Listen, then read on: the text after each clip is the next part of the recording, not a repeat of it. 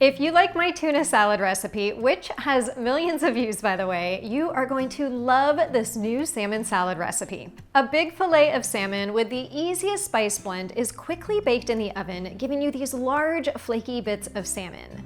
That's then chilled and combined with crisp veggie textures, fresh herbs, and a creamy lemony dressing with the right amount of zing.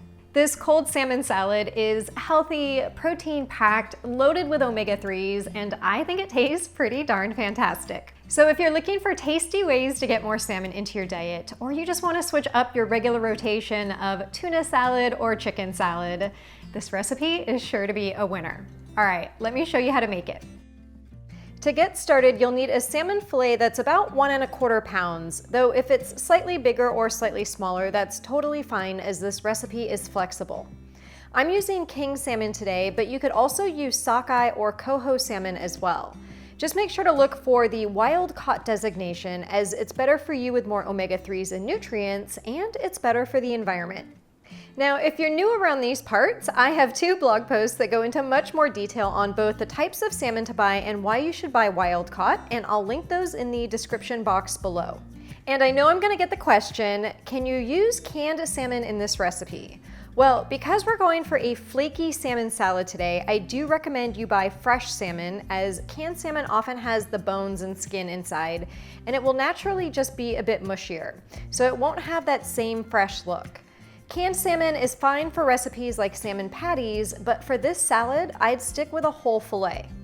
Preheat your oven to 375 degrees Fahrenheit or 190 degrees Celsius and get out a baking dish or baking sheet.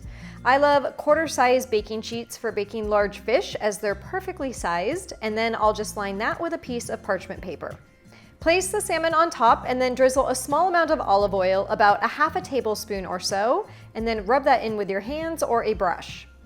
For the spices, I'm keeping things really simple today, and all you need is smoked paprika, salt, and pepper.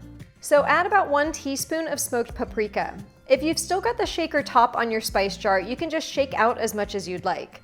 I tend to remove those as I use measuring spoons so often, so I'll just take out my portion and rub that amount in with my fingers. And then add a good sprinkle of kosher salt or sea salt and freshly ground black pepper. Bake the salmon for about 16 to 18 minutes, depending on its size and thickness. I always check on it a few minutes before it's done, just to make sure that it's not overcooked, because salmon should be moist and succulent and definitely not dry. While the salmon is cooking, you can make the dressing, so zest half of 1 lemon, which is about ½ tablespoon of zest. Then cut the lemon in half and take your zested half and juice that. And from an average size lemon, 1/2 should give you about 1½ tablespoons of juice. In a small mixing bowl, add 1/3 cup of mayonnaise, the zested lemon plus the lemon juice, 2 teaspoons of Dijon mustard for a subtle yet awesome kick of flavor, and a sprinkle each of salt and pepper to your liking. Now, I almost screwed this up because I started stirring and then went, uh-oh, I forgot the garlic. And you can't forget the garlic, so make sure to add 1 minced garlic clove as well. And now the dressing is done, and you can just place that in the fridge to chill while the salmon cooks. When the salmon is done, it should be cooked through and opaque, and you may see some albumin, which is the white stuff on the outside, and that's normal and to be expected with baked salmon. Let the salmon cool to room temperature for a few minutes, then use a fork to flake the salmon into large chunks. Again, if you've cooked your salmon perfectly, it should flake easily, and I know it's hard to see on this video, but my salmon is incredibly moist. But that's also because it's king salmon, which has a higher fat content, so it's pretty much impossible to overcook and dry out. It always just stays so moist.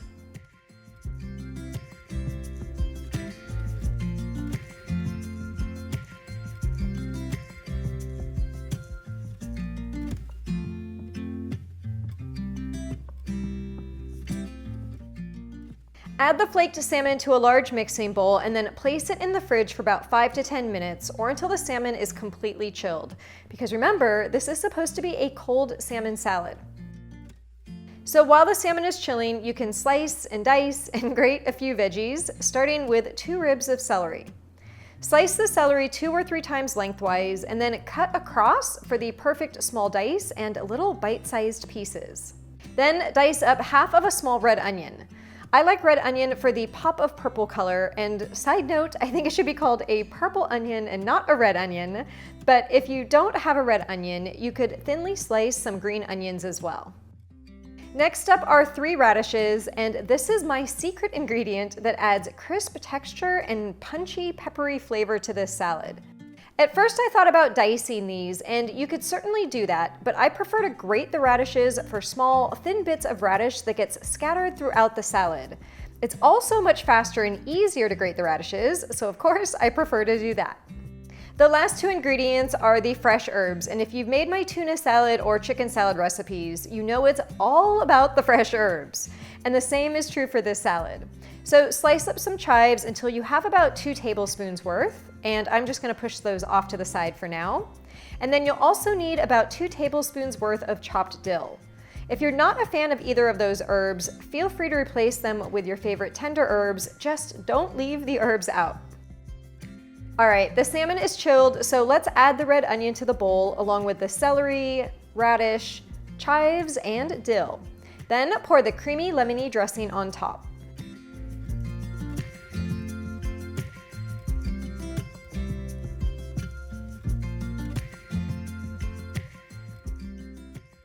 Give it a stir, but do be gentle as the salmon will easily flake apart, and you do want to try and keep this salad a bit chunky. You're gonna want to eat this salad straight out of the mixing bowl, trust me, but if you're serving it up for a healthy lunch or maybe even a starter salad for dinner guests, you can transfer it to a prettier serving bowl. This salmon salad has a slightly fancy and elegant look to it, but it's really just an elevated version of my tuna salad recipe. The creamy dressing is a bit more complex in flavor, the radishes add a crisp, peppery bite, and the bigger salmon flakes add visual appeal and give a nod to the healthy main star of the recipe, which of course is the baked salmon.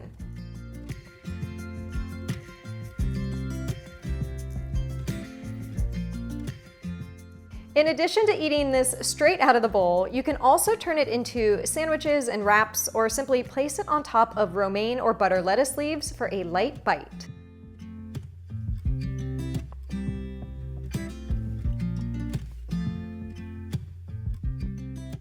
No matter how you serve it up, it's sure to be a hit, and with your thumbs up and comments on this video, hopefully we can get this flaky salmon salad recipe to rival the millions of views on the tuna salad recipe. So smash that like button, and I will see you again in the next video.